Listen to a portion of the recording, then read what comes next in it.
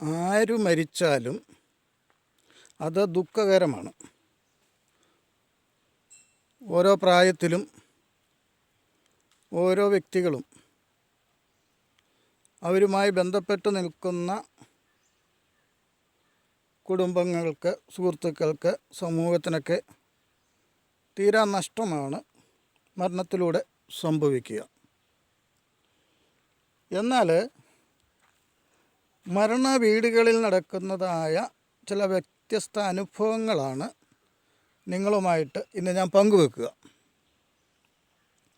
അതിനുമുമ്പ് മരണത്തെക്കുറിച്ച് നമുക്കൊന്ന് ചിന്തിക്കുന്നത് നല്ലതാണ്.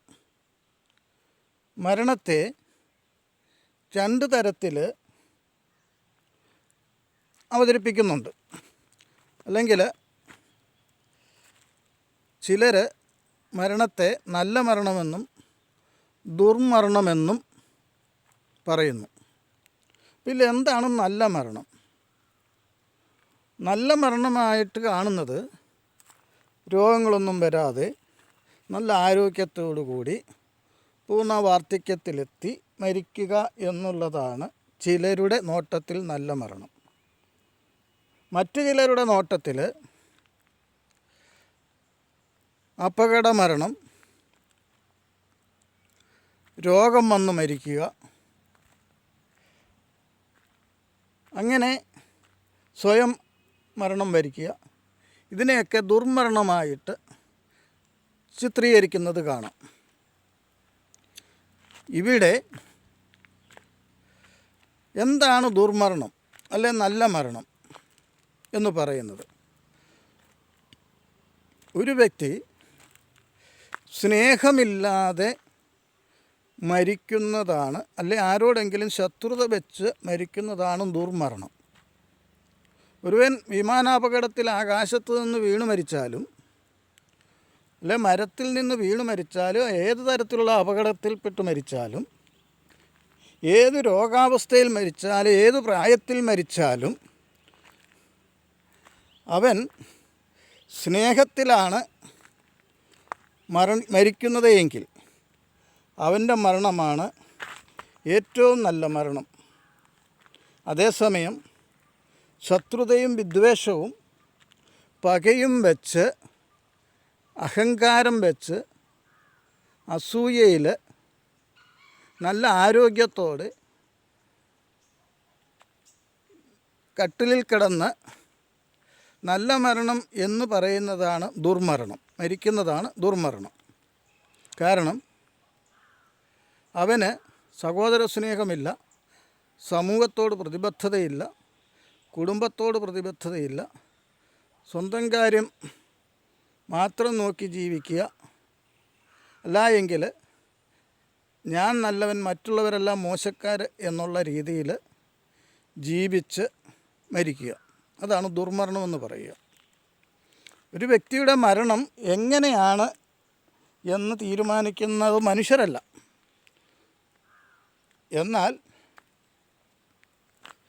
ആ മനുഷ്യനുമായി ബന്ധപ്പെട്ട് നിൽക്കുന്ന കുടുംബാംഗങ്ങൾക്ക്, അയൽവാസികൾക്ക്, സമൂഹത്തിന് ഒരു 70% വരെ ആ വ്യക്തിയെ മനസ്സിലാക്കാൻ സാധിക്കും. കുടുംബാംഗങ്ങൾക്കാണെങ്കിൽ ഒരു 90% വരെ. എന്നാലും 10% ഒരു വ്യക്തിയെ മനസ്സിലാക്കുക അസാധ്യമാണ്. ഒരാൾക്ക് മറ്റൊരാളെ മനസ്സിലാക്കുക പൂർണ്ണമായിട്ടും പറ്റത്തില്ല. അത് സ്വന്തം മാതാപിതാക്കൾക്കാണെങ്കിലും ജീവിത പങ്കാളിക്കാണേലും മക്കൾക്കാണേലും സാധ്യമല്ല. കാരണം മനുഷ്യൻ്റെ ഹൃദയ രഹസ്യം അത് ദൈവത്തിന് മാത്രമേ അറിയത്തുള്ളൂ. അപ്പോൾ ഞാനിത് പറയാൻ കാര്യം, ക്രൈസ്തവ സമൂഹത്തിൽ കാണപ്പെടുന്ന ഒരു പ്രധാന ചടങ്ങാണ് മരണവീട്ടിൽ നടക്കുന്ന ചരമപ്രസംഗം. അവിടെ വചനപ്രഘോഷകർ തുടങ്ങി, അല്ലെ ഇടവക വികാരി, ഉപദേശിമാർ എന്നു വേണ്ട രാഷ്ട്രീയക്കാരുടെ അതിപ്രസരം എന്താണ് ഇവർ പറയുന്നത്, എന്താണ് ആ മനുഷ്യനെക്കുറിച്ച് ഇവർ പങ്കുവെക്കുന്നത് എന്ന് കേട്ട് കഴിഞ്ഞാൽ ഒരു പക്ഷേ ആ വ്യക്തിക്ക് ആ സമയത്ത് ഒരു നിമിഷം ജീവൻ വെച്ചാൽ ഈ പറയുന്നവരുടെ ഈ പ്രസംഗിക്കുന്നവരുടെ കാരണം അടിച്ചു പോയിക്കുമെന്നുള്ളതാണ്. അദ്ദേഹത്തിന് പോലും അറിയാൻ പാടില്ലാത്ത നന്മകളാണ് ഇവർ പറയുക. ആ കുടുംബക്കാർക്കോ ആ സമൂഹത്തിനോ അറിയാൻ മേലാത്ത നന്മകളാണ് ഈ പ്രാസംഗികർ പറയുക. അതിനെ പറയുന്നത് മരിച്ചു കിടക്കുന്ന വ്യക്തിയെയും ആ കുടുംബാംഗങ്ങളെയും അവഹേളിക്കുക, അപകീർത്തിപ്പെടുത്തുക എന്നുള്ളതാണ്. കാരണം ആ വ്യക്തി എന്താണെന്ന് 70% നാട്ടുകാർക്കറിയാം.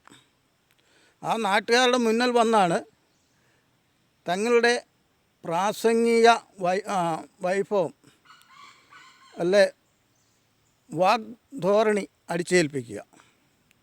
തീർച്ചയായിട്ടും മരിച്ച വ്യക്തിയോട് കാണിക്കുന്ന അവഹേളനമാണ്. അതുപോലെ തന്നെ ഹൈന്ദവ സമൂഹം അല്ലെ ഇസ്ലാം സമൂഹത്തിലൊന്നും ഇങ്ങനെയുള്ള പ്രസംഗങ്ങൾ കണ്ടിട്ടില്ല. അങ്ങനെ പ്രസംഗിക്കപ്പെടേണ്ടുന്ന ഒരു വേദിയുമല്ല മരണവീടെന്ന് പറയുന്നത്. അവിടെ പ്രാർത്ഥനകൾ, ആശ്വാസവാക്കുകൾ, എന്നാൽ വചനത്തിൻ്റെ പ്രഘോഷണങ്ങളൊക്കെ ആവാം. അല്ലാതെ ഒരിക്കൽ പോലും മനസ്സിലാക്കാൻ പറ്റാത്ത അല്ലെങ്കിൽ അവഹേളനപരമായ അവതരണ ശൈലി അത് ആ വ്യക്തിയോടും മരിച്ചുപോയ വ്യക്തിയോടും ആ കുടുംബത്തോടും കാട്ടുന്ന അവഹേളനമാണ്. ഇത് പറയാൻ കാര്യം, ഒരിക്കൽ പള്ളിയിൽ പോലും കയറാത്ത വാറ്റും കുടിയുമായിട്ട് നടന്ന ഒരു വ്യക്തിയെക്കുറിച്ച് മരിച്ചു കഴിഞ്ഞപ്പോൾ നടത്തിയ ഒരു പുരോഹിതൻ്റെ പ്രസംഗം കേട്ട് കഴിഞ്ഞപ്പോൾ അതിശയമാണ് തോന്നിയത്.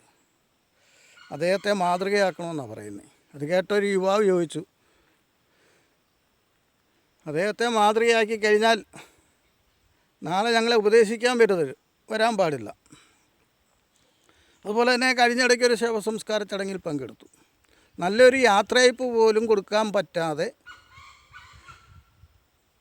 നല്ലൊരു പന്തൽ പോലും ഇടാതെ അവരെ മഹത്വപ്പെടുത്തുക, അത് ആ കുടുംബാംഗങ്ങളെ. എത്ര ലജ്ജാകരവും വേദനാജനകവുമായ പ്രസംഗങ്ങളാണ് ഇവർ നടത്തുന്നത്. തങ്ങളുടെ വാർദ്ധക്യത്തിൽ സംരക്ഷണം കിട്ടാതെ, തങ്ങളുടെ ആവശ്യ സമയത്ത് തങ്ങളെ നോക്കാതെ മരിച്ചു കഴിയുമ്പോൾ ആഘോഷമാക്കുന്ന മക്കളും ബന്ധുജനങ്ങളും സഭാധികാരികളും ഒരു വശത്ത്, മറുവശത്ത് ലുപ്തിച്ച് സമ്പാദിച്ചു വെക്കുകയും അത് ബന്ധുവിൻ്റെയോ അന്യൻ്റെ കയ്യിലോ എത്തിക്കഴിഞ്ഞ് നല്ല രീതിയിലൊരു യാത്രയിൽ പോലും ലഭിക്കാതെ അനാഥപ്രേതങ്ങളെ കുഴിച്ചിടുന്നത് പോലെ കുഴിച്ചിടേണ്ടി വരുന്ന അവസ്ഥ. ഇങ്ങനെയുള്ള ശവസംസ്കാരത്തിലും പങ്കെടുക്കാൻ സാധിച്ചിട്ടുണ്ട്. അതുകൊണ്ട് മരണവീടുകളിൽ കുറഞ്ഞതെങ്കിലും മാന്യമായ രീതിയിൽ, ആ വ്യക്തിയെ അവഹേളിക്കാത്ത രീതിയിൽ പ്രാർത്ഥിച്ച് പിരിയുന്നതാണ് ഉചിതം. മാന്യമായ രീതിയിൽ യാത്രയയപ്പ് കൊടുത്ത് പിരിയുന്നതാണ് ഉചിതം. പുരോഹിതരായാലും ഉപദേശിമാരാണെങ്കിലും വചനം പ്രഘോഷിക്കട്ടെ. അല്ലാതെ ജീവിതത്തിൽ വോട്ട് ചെയ്യാത്തവരും ഒരു രാഷ്ട്രീയ പാർട്ടിയുടെയും കൊടി പിടിക്കാത്തവരും ഞങ്ങളുടെ അനുഭാവിയായിരുന്നു, അനാഥപ്രേതത്തെ തങ്ങളുടെ പാർട്ടി അനുഭാവം ആക്കിക്കൊണ്ട് രാഷ്ട്രീയം കളിച്ചൊരു സിനിമയുണ്ട്, ജയറാമും ശ്രീനിവാസനും കൂടി എന്ന് പറഞ്ഞതുപോലെയാണ് പല വീടുകളിലെയും അനുശോചന പ്രസംഗത്തിൽ രാഷ്ട്രീയ പാർട്ടികൾ നടത്തുക. ഇതൊക്കെയും ശക്തമായി എതിർക്കപ്പെടേണ്ടതായിട്ടുണ്ട്. കുറച്ച് ലജ്ജ ഈ രാഷ്ട്രീയ നേതാക്കൾക്കും വേണം. ഇത് മരണവീടാണെന്ന്. കാരണം ഒരു വ്യക്തി, ഒരു മനുഷ്യൻ അപൂർണനാണ്. അവനിൽ ഒത്തിരി നന്മകളും കുറവുകളുമുണ്ട്. അത് ആ സമയത്ത് വിളിച്ചു പറയുക എന്ന് പറയുന്നത് ചിലരുടെ ധാരണ ആ കുടുംബാംഗങ്ങൾക്ക് വലിയ ആശ്വാസമാണെന്നുള്ളതാണ്. നേരെ മറിച്ചാണ്, ഒരു അവഹേളനം തന്നെയാണ്. എന്തെങ്കിലും ആയിക്കൊള്ളട്ടെ. ദുർമരണവും നല്ല മരണവും ഒക്കെ കണ്ടെത്തുന്നവർ ഒരുപക്ഷെ ആ നിമിഷ നേരം അവർക്കൊരു ജീവൻ വെച്ചാൽ ഈ അനുശോചന സന്ദേശം അയക്കുന്നവരുടെ കാരണം അടിച്ചു പുകയ്ക്കില്ല എന്ന് ആര് കണ്ടു? നന്ദി, നമസ്കാരം.